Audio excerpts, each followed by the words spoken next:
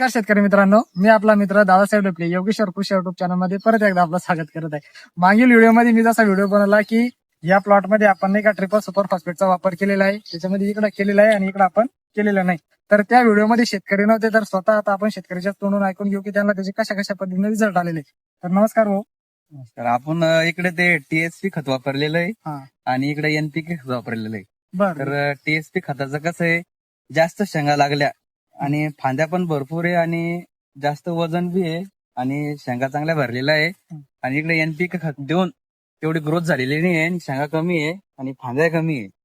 बरं एनपीके मध्ये तुम्ही कोणते आपले 15-15 हा, घेतले? 15-15 घेतलं. जिची समजा आता मार्केटमध्ये 1600-1700 रुपये रेट किंमत आहे. आहे. आणि जसं मी तुम्हाला मागील व्हिडिओमध्ये पण म्हटलं की आपली जी टीएसपी ची बॅग आहे हिची समजा आपल्याला 1200-1300 पर्यंत मार्केटमध्ये भेटून जाते आणि तिचे रिझल्ट तर आता तुमच्या डोळ्यासमोर स्वतः आहे. हा. तर एकंदरीत सांगायचं झालं तर एकदम चांगल्या पद्धतीने शेतकऱ्यांना रिझल्ट पण आलेले आहे. आणि पुढे जर तुम्हाला प्लॅनिंग करायची म्हटलं तर तुम्ही कशा पद्धतीने करू इच्छिता?